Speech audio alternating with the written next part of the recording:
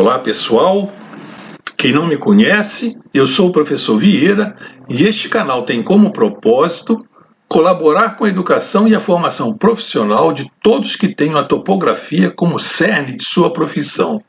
Vamos tratar na aula de hoje do fator de escala da projeção de Gauss. Faremos a dedução de sua fórmula em função da latitude e da longitude e, ao final, faremos uma análise da incerteza da fórmula desse K, que é o coeficiente de escala. Na dedução, vamos usar alguns conceitos de números complexos em sua notação algébrica e polar. É interessante vocês reverem as aulas sobre expressão final da projeção de Gauss, parte 12, e a outra aula, também no nosso canal, projeção de Mercator, uma abordagem analítica, cujos links estarão na descrição deste vídeo. É uma aula longa devido ao caráter didático que eu quero dar a ela. Vamos à aula. Então temos aqui essa superfície S2 intermediária usada por Gauss, que é a projeção, o plano de Mercator, né, em que esse ômega é um número complexo, em que tem uma parte real e uma parte imaginária. A real é a latitude isométrica, ou latitude crescida, e a imaginária é esse delta lambda, que é a diferença de longitude.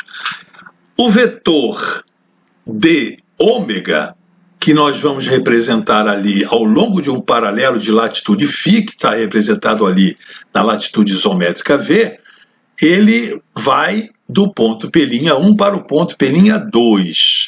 É um elemento pequeno, é um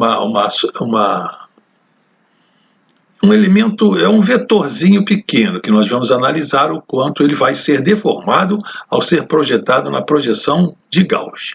Então, diferenciando aqui esse ômega, o d ômega vai ser igual a dV mais I, a diferencial de delta lambda.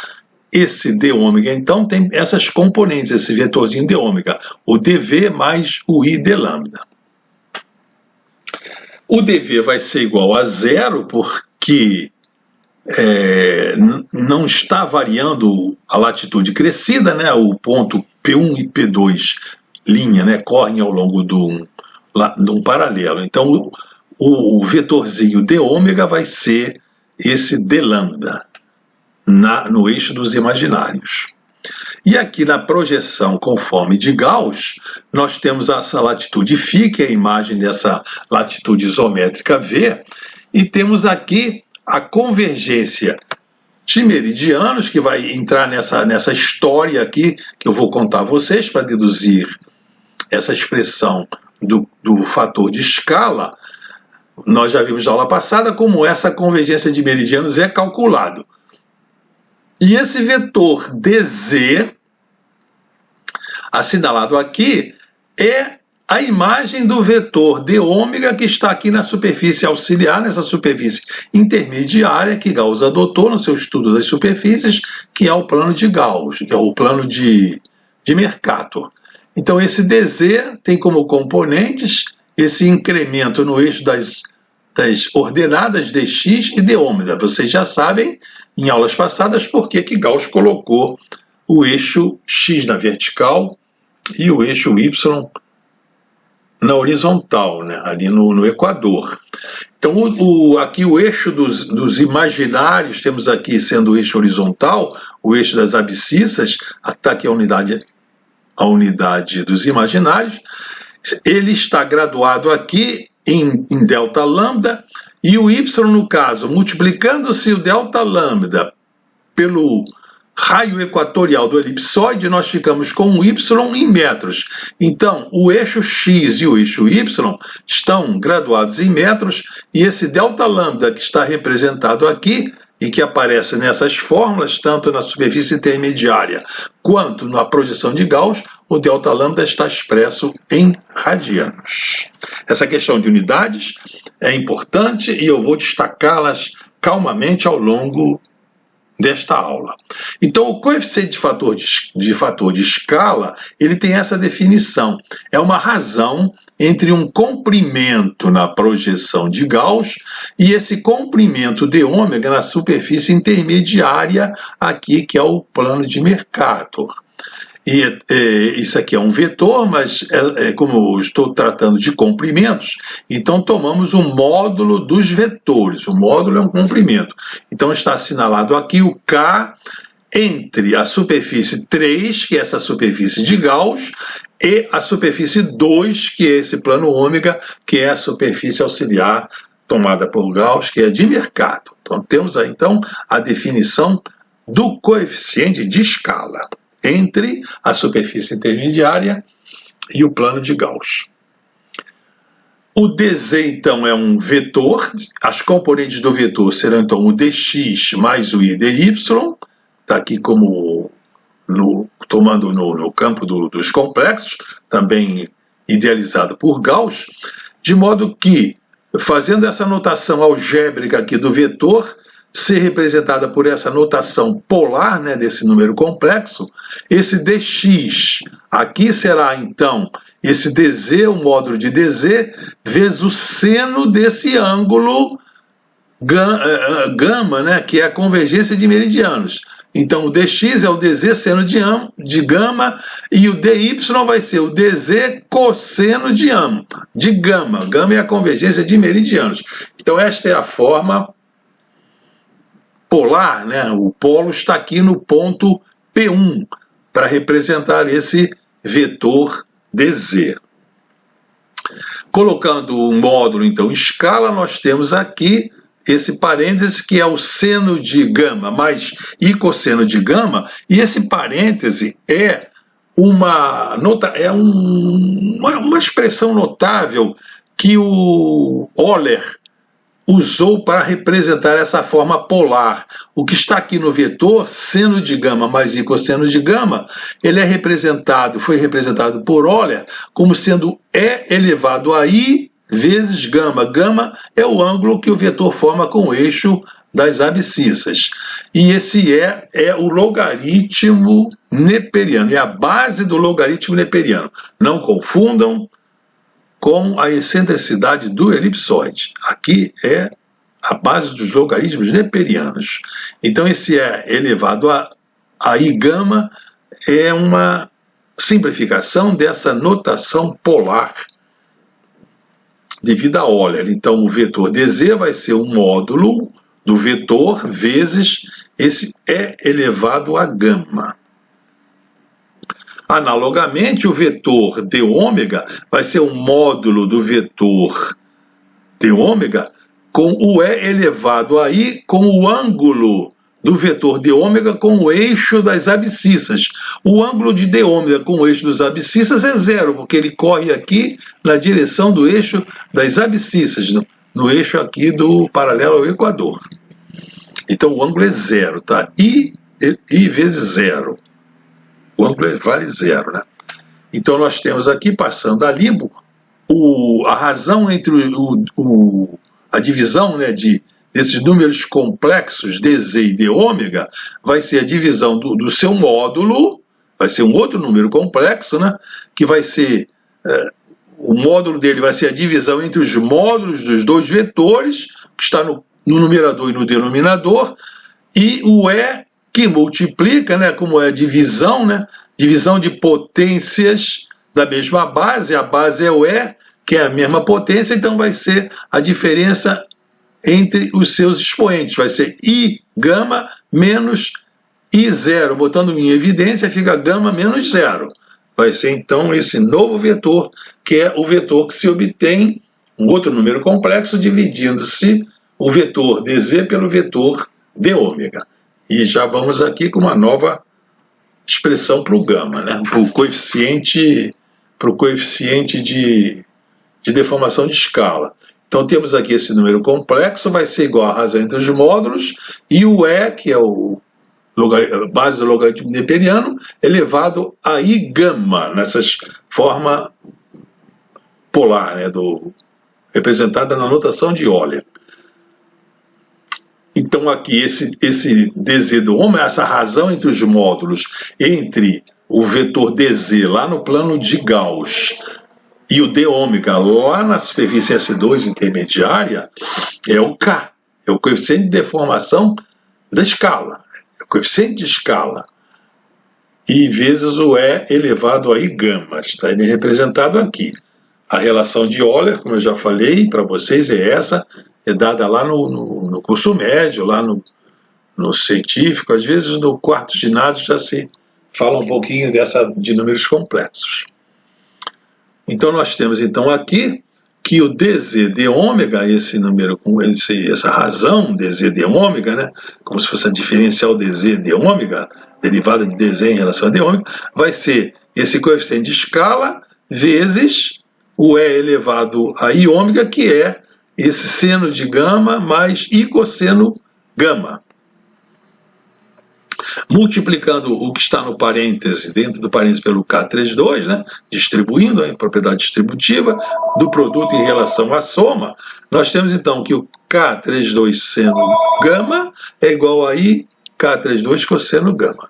Vamos guardar essa fórmula 1 para daqui a pouco falar sobre ela. Então nós sabemos que tudo que vai para o plano de Gauss, que é o plano Z, vai ser uma função dessa variável ômega, variável complexa, né? Já vimos isso desde as primeiras aulas da notação de Gauss, lá do estudo das projeções de Gauss, né? Então, na forma paramétrica dessa função, dessa expressão de Gauss, para representar a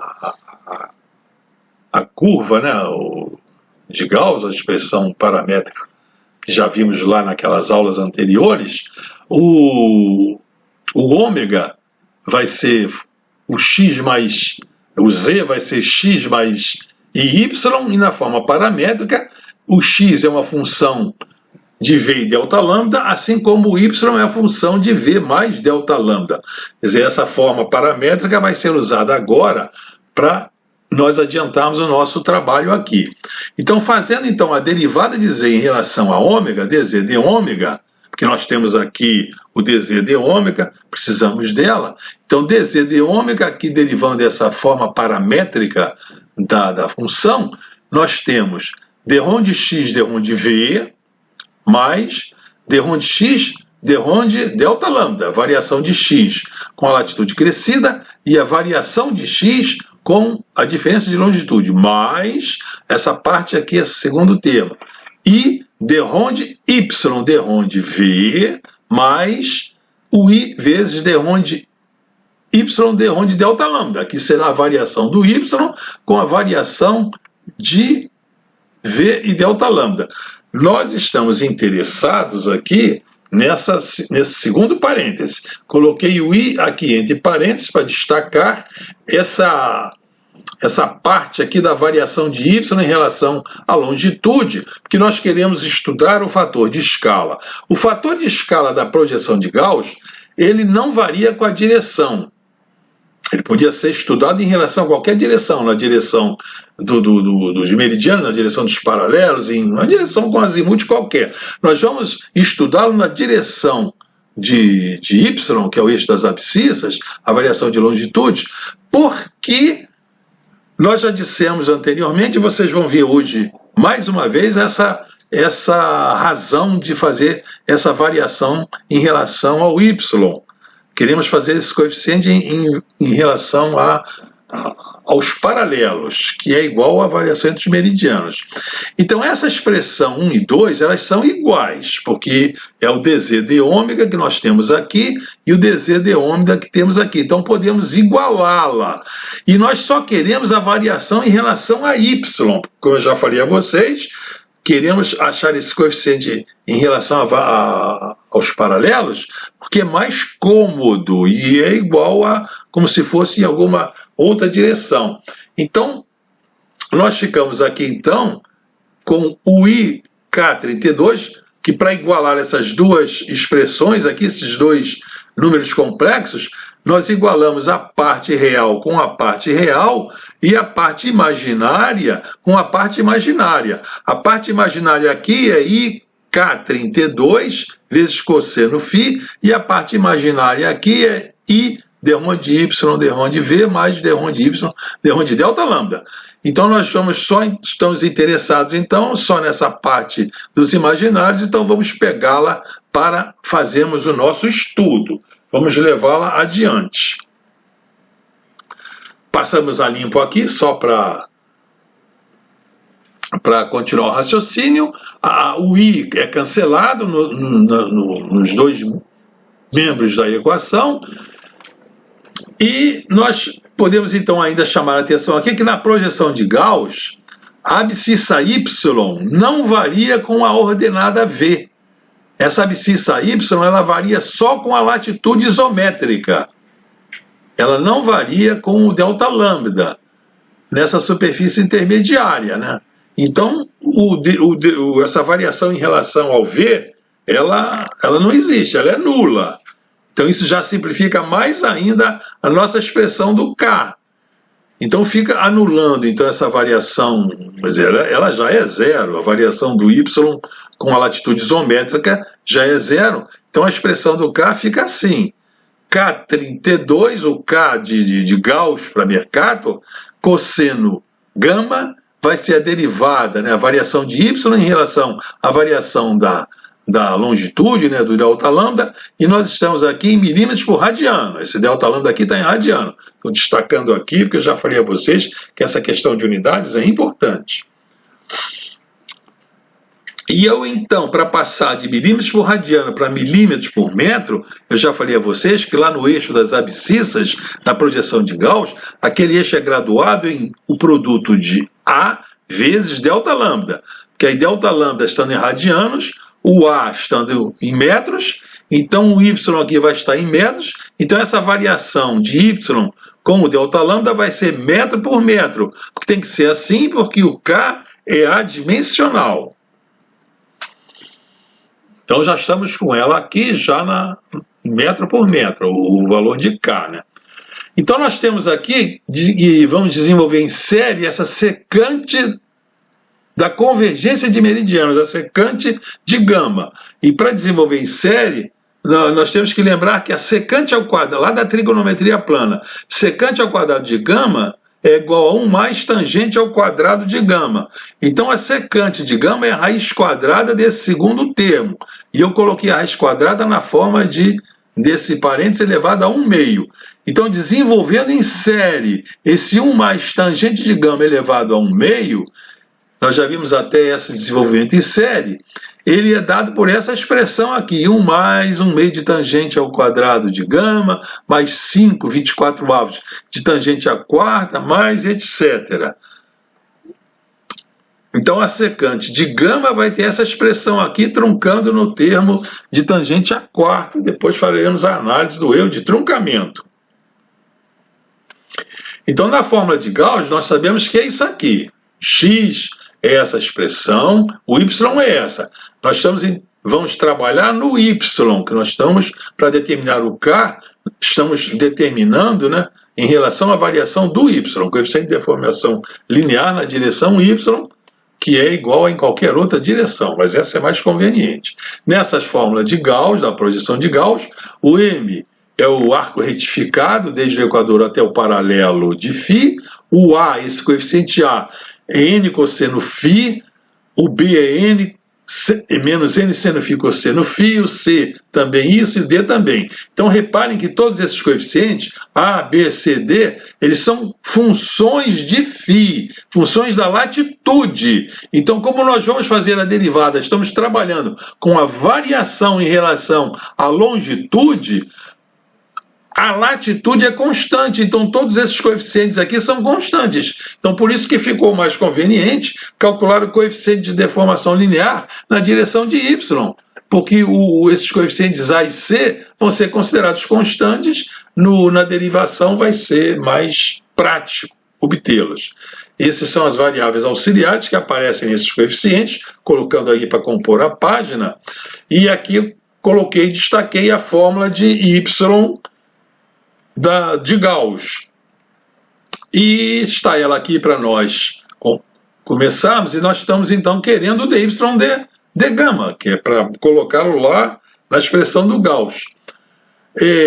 Temos então, já aqui fazendo essa derivada, né? Aqui temos a derivada em relação a gama, a derivada aqui vai ficar o próprio A, que o gama aqui vai ser 1, né, o delta lambda na derivação, o A é constante, permanece, e aqui é uma potência, então vai ser 3 vezes a base, tirando uma unidade aqui do expoente, vai ser 3 delta lambda elevado ao quadrado sobre 2. Então esse 3 simplifica com o 6, e ficamos então assim.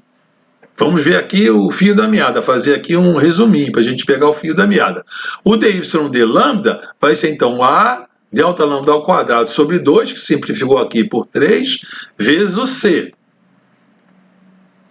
A secante de φ é aquela série que nós já vimos na página anterior. O K2, nós já chegamos à expressão dele, é o dy de lambda vezes a secante de gama. E o dy de gama nós já temos aqui, acabamos de fazer essa derivada. Então nós já temos então as duas expressões que permitem ter a expressão do K, que leva a deformação do comprimento da superfície intermediária 2 para a projeção de Gauss, que é um 3. Já temos aqui essa sua expressão. E como esse delta lambda aqui está em radiano, então aqui vai ser milímetro vezes radiano. A unidade, né? Porque o A nós já vimos que é N vezes tal. O N está no numerador, então o N, a raio de curvatura da grande normal, está em metros, vezes esse delta lambda em radiano, vai ser metro vezes radiano. A unidade dessa expressão, né? Estão vendo aqui, o A e o C, tudo é N vezes alguma coisa, né? Então essa é a essa expressão toda aqui, né? Vai ser o A, já está aqui, menos delta lambda ao quadrado vezes o C, estou botando ela toda aqui, né? Então aqui vocês devem se atracar que esse sinal aqui, menos... Aqui vai trocar de sinal porque o C é negativo. Então aqui vai ficar mais. Vai ficar N cosseno φ mais isso daqui direitinho, menos delta lambda, multiplicado por toda essa expressão aqui da desenvolvimento em série da secante, né, da convergência de meridianos, da secante de gama, né? Ficamos com essa expressão aqui pronta, né? Colocando aqui o significado dessas variáveis auxiliares para compor a página, e temos aqui essa expressão já do coeficiente de deformação da escala, né, coeficiente de escala de Mercator para a projeção de Gauss. Botei ela aqui para compor a página, para continuar o raciocínio. Então, como eu já falei a vocês, essa escala de transformação, esse coeficiente K32, é entre a superfície S3, que é o plano de Gauss, e a superfície S2, aquela superfície intermediária que Gauss usou, que é a superfície de Mercator. Então, a escala de transformação K21, que seria entre o elipsoide e Mercator, 2 é Mercator, 1 aqui, essa superfície S1, é o elipsoide. Então, nós queremos saber, então, quanto vale essa superfície para levar o comprimento do elipsoide para Mercator, para depois levar de Mercator para Gauss.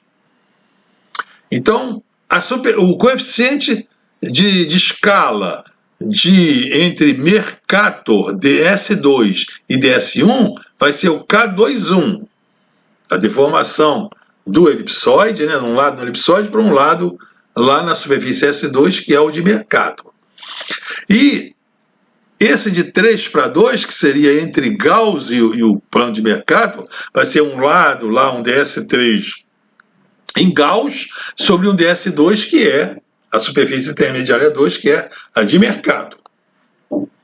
Então, esse produto K32 vezes K21 vai ser, então, vai nos dar o K31, é o que nós queremos, entre o elipsoide e Gauss. Esse K32 vezes K21, esse produto, vai ser, então, esse ds3 sobre ds2 vezes esse K ds2 para ds1. Vai ser esse produto. E como ds2 é igual a ds2, simplificando, fica ds3 por ds1, que é o K31 que nós queremos, que vai nos levar direto do elipsoide, um lado do elipsoide, para o lado lá na projeção de Gauss. É isso que queremos nessa aula de hoje. Então está aqui só para continuar o trabalho, né? Então a escala de transformação do elipsoide para a projeção de Gauss é o produto da escala de transformação Gauss para Mercator e de Mercator para o elipsoide. Já vimos isso, só colocando que nós já vimos ali que está escrito nessa expressão acima. O elipsoide é o S1, então do S1, um lado no S1 passa lá para o Gauss, sofrendo essa deformação, esse coeficiente de deformação de escala de K31, elipsoide para Gauss. E do elipsoide para Mercator vai ser esse K21. E de Mercator para Gauss é esse K32. 2 é Mercator, 3 é Gauss. Então o K31 vai ser o K32 vezes o K21. Tá? Tá claro, senhores? Mas esse K21 nós não temos. Precisamos dele. Então, como é que nós vamos determinar a expressão do K21? Bom, vamos então aqui para o elipsoide, né? O K21 vai ser uma razão entre um lado em Gauss e o lado no elipsoide. Então, estamos trabalhando com arcos de paralelo. Então, nós temos aqui um arco de latitude. Esse BC aqui é um arco no elipsoide, no paralelo de latitude φ. Esse raio aqui, R pequeno, é um raio do paralelo em que esse raio do paralelo multiplicado por esse d-lambda em radianos vai nos dar o comprimento desse arco BC do elipsoide. Então, esse comprimento do arco do elipsoide, o R, esse é raio do paralelo, vai ser essa grande normal ao elipsoide, né? O raio de curvatura dessa seção normal é essa grande normal aqui, N, pelo cosseno desse ângulo φ, que é a latitude, que é o ângulo alterno interno aqui, são ângulos iguais, o ângulo entre o paralelo e esse raio da grande normal, ângulos alternos internos. Então é N cosseno de φ, já vimos em outras aulas isso. Então o BC, o arco de comprimento do paralelo no elipsoide, é o raio do paralelo vezes o d-lambda, então o BC vai ser N cosseno φ d-lambda.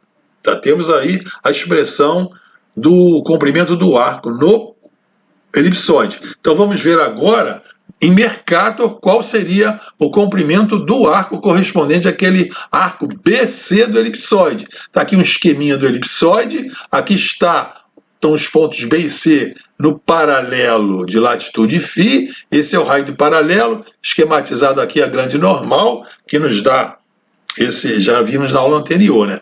E na projeção, a superfície intermediária S2, que é de Mercator, então ela projetando isso aqui num cilindro tangente ao elipsoide no equador. Então, esse cilindro tangente ao elipsoide no equador, os meridianos do elipsoide vão ser transformados como diretrizes aqui, né? Geratrizes do cilindro. Então, esse meridiano que passa aqui pelo ponto B está representado aqui por essa linha verde, e esse ponto B do elipsoide, ele é representado aqui como esse ponto B minúsculo na superfície S2. Analogamente, esse ponto C maiúsculo do elipsoide, ele é representado por esse C minúsculo aqui na superfície intermediária S2. E esse arco BC do elipsoide, ele é transformado então nesse arco BC minúsculo, nessa superfície intermediária, que é a superfície de Mercator. Então, como o cilindro é tangente ao elipsoide no equador, esse arco do equador que tem para comprimento o raio do elipsoide vezes o d-lambda aqui que é o ângulo formado entre os meridianos que passa por B e por C, esse ângulo d lambda multiplicado pelo valor de A, do raio equatorial, vai dar A d lambda, esse d lambda em radianos. Então está aqui o comprimento desse arco de paralelo na latitude φ, na superfície intermediária, que é S2, né, que é de Mercator. Esse arco aqui é do mesmo tamanho que esse arco do Equador lá, né, porque o cilindro é tangente ao Equador. Então, lá na latitude φ, esse ângulo aqui d lambda entre os meridianos é o mesmo, e esse raio do paralelo vai ser o mesmo raio equatorial, o A, isso aqui vai ser o A. Então vai ser o arco BC, vai ser o A d lambda. Espero que tenham visto isso na figura. Tranquilo, senhores? Tá? Tá tranquilo isso? Estou correndo muito? Tá tranquilo, né? Bom, então no elipsoide S1, o BC, esse arco BC, nós já vimos, é N cosseno φ d lambda. No Mercator, nessa superfície S2, o arco BC é o A d lambda. Então, o coeficiente de deformação entre essa superfície intermediária e o elipsoide vai ser o arco na superfície intermediária dividido pelo arco na superfície do elipsoide. Isso é a definição de coeficiente de deformação, a razão entre dois arcos, um na superfície intermediária e seu homólogo na superfície do elipsoide. Está em metro por metro, porque d lambda está em radianos, e o A e o N estão em metros, e o cosseno de φ é adimensional. Então, d lambda cai com d lambda, nós temos então aqui a expressão do fator de escala na projeção de Mercator, nossa projeção intermediária em metro por metro, como tem que ser. Então, nós já sabemos que o coeficiente de deformação de escala entre o Mercator e Gauss é o dy d lambda secante de φ, metros por radiano. Já vimos isso nas páginas anteriores, né? Colocando aqui o fator de escala do Mercator para o elipsoide, né? E nós já fizemos essa simplificação no cálculo da convergência de meridianos, considerando que a excentricidade é nula. Então, a excentricidade sendo nula, o A fica sendo do tamanho do N. Então, A sobre N é igual a 1. Então, esse A sobre N aqui vai se simplificar, porque vão ser iguais. Esse K31, então, recordando aqui, é o K32 vezes o K21. Quer dizer, para chegar do elipsoide, que é o 1, lá na projeção de Gauss, nós pegamos do elipsoide para Gauss e multiplicamos do Gauss para o elipsoide. Já vimos isso nas páginas anteriores. O K31, então, já vimos então a expressão dele, é o dy d lambda secante de φ. O dy d lambda secante de φ está aqui, e vai ser, então, metros por radiano, que o dy, aquela abscissa, estou considerando ela aqui em metros, e o d lambda em radianos. E aqui, vezes 1 sobre cosseno φ. Já deduzimos essa expressão na página anterior, né? Então, esse K31, ele deve ser adimensional. Como é que eu vou colocá-lo adimensional? Que se ele está em metro por radiano. O que eu vou fazer? Eu vou chegar e vou multiplicar esse d lambda aqui, vou considerar ele em metros, multiplicando esse d lambda que está medido lá ao longo do Equador em radianos, eu multiplicando pelo raio equatorial, eu tenho o valor em metros, né? Então ficaria, já em vez de ficar metros por radiano, vai ficar metro, que é esse y, né, o dy que está em metro, por esse a d lambda que está em metros. Tudo tranquilo, já está dimensional como eu queria. Então esse A aqui é que foi usado, né, para fazer com que o K31 ficasse adimensional. Está tudo ok, né? Então o K32, coloquei aqui para a gente não esquecer. Então nós temos agora só que colocar as expressões aqui. O K32 nós já chegamos a essa expressão. Está nas páginas anteriores. Estou colocando aqui. Aquele colchete vezes aquele parênteses que é o desenvolvimento em série da secante de gama. E o K31, então, vai ser essa expressão. Esse 2 aqui é de Mercator para Gauss. Esse 3,1 é do elipsoide para Mercator. Então é fazer essa multiplicação que nós já vimos aqui indicada. O K31 vai ser o K21 vezes o K32. É o que nós temos aqui, eu vou representar aqui. Então esse K21, ele está aqui, né? É esse que temos aqui. Acabamos, é o dy a de lambda, né? Vezes 1 sobre cosseno φ, está ele aqui.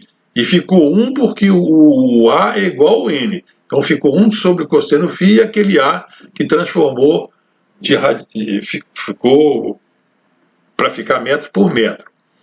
E esse colchete é o dy de lambda, que nós já vimos lá, que derivamos a expressão da lei de Gauss. E aqui o parênteses é a série dessecante de φ. Espero que estejam acompanhando.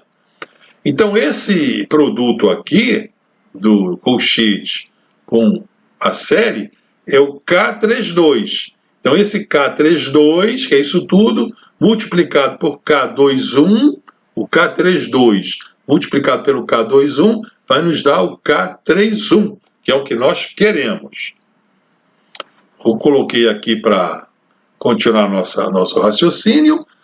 E vamos colocar então aqui o N cosseno φ em evidência, não? Porque tem N cosseno φ aqui tem N cosseno φ também nessas duas parcelas, aqui não tem nada. Então vamos colocar o N cosseno φ em evidência. Colocamos o N cosseno φ para fora do colchete, está ele aqui. Então com isso já podemos simplificar cosseno com cosseno e ficamos com essa expressão aqui. Mas nós já sabemos que o N é igual ao A. N é igual a A porque o E ao quadrado é igual a zero. Já vimos anteriormente. E ao quadrado é igual a zero. Então isso já vai nos dar essa expressão aqui do K. Então ficamos com essa expressão do K, redondinha, que vai ser multiplicada por essa série da tangente. Então para ter a expressão aqui final, é só fazer o produto desse, tudo que está aqui dentro do colchete, por esse produto de tudo que está dentro do parênteses. Esse produto vai ser feito. Então, multiplicando o interior do colchete pelo interior do parênteses e desprezando os termos em T superiores à quarta ordem e em T ao quadrado de gama por serem negligenciáveis, depois nós vamos analisar esse negligenciável, vamos fazer essa análise da precisão, eles são negligenciáveis nas aplicações correntes de geodésia e topografia, vamos ver ainda nesta aula. Então, fazendo esse produto, simplificando, desprezando, negligenciando, a fórmula final do K31 é essa. Ficamos com essa fórmula final aqui. Então, isso tudo aqui, esse carroção, ficou já simplificado por essa expressão. Vamos ver já a incerteza dela. K31, né? Então, já sabemos que esse K é para levar os lados do elipsoide para a projeção de Gauss. Já sabemos, né? Então, vamos nomear simplesmente como K. K vai ser que leva o elipsoide, né, os lados do elipsoide, para os lados na projeção de Gauss. Então, finalmente, nós temos essa expressão, chamando ele de K, só coloquei K. É a mesma expressão. Vamos fazer um resumo para a gente clarear as ideias. Então, o fator de escala é esse, K, com essa expressão que nós chegamos agora, né? Aqui nós temos o plano de Gauss, né? A projeção conforme de Gauss, e temos aqui o elipsoide, destacando aqui a latitude φ, o meridiano lambda e um paralelo no elipsoide de latitude φ. Esse paralelo aqui na projeção de Gauss é uma curva com a concavidade voltada para os polos. Esse meridiano aqui no elipsoide é uma curva com a concavidade voltada para o meridiano central. Esse lambda zero é a longitude do meridiano central aqui tomado no elipsoide e ele está aqui também tomado na projeção de Gauss como origem, né, do fuso de Gauss. E esse lambda é a longitude do paralelo que contém esse ponto aqui, esse lado. Então, esse lado S na projeção de Gauss, está aqui representado, S maiúsculo, a posição geográfica dele é φ e lambda. E nós temos aqui quanto vale o K em função de φ e lambda. E lá no elipsoide, esse lado S, ele é representado aqui, nesse φ lambda, com S minúsculo. Não dá para ver que é S minúsculo, eu procurei botar ele assim mais magrinho, menorzinho, para dizer que ele é um S minúsculo e esse é um S maiúsculo, né? O delta lambda, aqui nessa expressão do K, é o lambda menos lambda zero, o lambda o delta lambda em radianos. Se nós quisermos, se tivermos um valor de φ lambda, né, em graus, podemos passar por radianos através dessa transformação que vocês já sabem. Então pega-se graus, passa-se para radianos e calcula-se o K. E essas expressões aqui auxiliares, já vimos o significado delas, estou colocando. O coeficiente K é a razão entre um lado na projeção de Gauss e o correspondente lá no elipsóide. Essa é a definição de Gauss. Então, sabendo quanto vale o coeficiente de deformação da escala, o Gauss, que nós saberemos, né, a latitude e longitude, né? Temos o Gauss em função da latitude e longitude. Sabendo quanto vale um comprimento elipsóide de um lado, nós podemos calcular o quanto esse lado vai ser representado na projeção de Gauss, quanto ele vai ser deformado, né? O lado na projeção de Gauss vai ser esse K, que já podemos calcular, vezes o comprimento S, lá no elipsóide, que esse S nós sabemos, né? Medimos lá com a estação total, lá aquele lado inclinado, rebateu no plano do horizonte, levou para o nível do mar, levou para o elipsóide, e já temos ele aqui, o lado elipsódico, ele é conhecido. Aí projetamos ele lá na projeção de Gauss, e vamos trabalhar na projeção de Gauss, no transporte de coordenadas, uma opção de coisas, de fazer os projetos aqui nessa projeção de Gauss, e sabemos como é que se faz a transformação dos comprimentos depois de Gauss para o elipsóide, através desse K, e depois para o plano topográfico local, já vimos em aulas anteriores. Espero que estejam com isso tudo na cabeça, né? A minha ideia é vocês terem esse conhecimento amplo para saber tudo o que está acontecendo, como é que as fórmulas aparecem, como é que as coisas acontecem. Então nós temos aqui o K, seria então uma fórmula mais precisa, quando se fez aquele produto do colchete pelo parêntese. Então a fórmula seria muito grande. Está aqui mais a fórmula completa. Eu coloquei aqui como parcela 1 e parcela 2. A parcela 1 é esse carroção, a parcela 2 é esse carroção. Então isso aqui seria aquele produto, né, do colchete vezes a série da secante lá de Gauss e desprezando lá mais alguns termos maiores que a quarta ordem, tudo direitinho, né? Nós temos eles aqui. Então, como é que nós podemos calcular a incerteza daquela fórmula que nós calculamos o K, que nós vamos calcular o K na geodésia, na topografia de precisão, né? É só pelo teorema de Leibniz, nós já sabemos, achar o valor numérico dessas parcelas 1 e 2 que foram desprezadas naquela fórmula. Então, colocando os valores aqui de latitude, delta lambda, e calculando o valor numérico dessas parcela 1 e parcela 2, nós vamos chegar aqui. Essa parcela 1 mais a parcela 2 é igual a 2 vezes 10 elevado a menos 8. Ó. Isso se lê assim, ó, 2 unidades na 8ª casa decimal do K, do kappa. 2 unidades na 8ª casa decimal. Então a precisão daquela fórmula, a incerteza daquela forma é de 2 unidades na 8ª casa decimal. Então vocês reparem assim, um lado de comprimento de 9 quilômetros, né, por aí, né, 9.000 metros até 1 milímetro, nós temos 9.000 mais 3 casas até 1 milímetro, temos 7 algarismos significativos. 7 significativos. Então o K, com 7 algarismos significativos, ele é exato. O K daquela fórmula que nós desprezamos, essa parcela 1 e a parcela 2, ele é exato até a 7ª casa decimal. Lá na 8ª casa decimal é que ele vai ter um errinho lá de 2 unidades.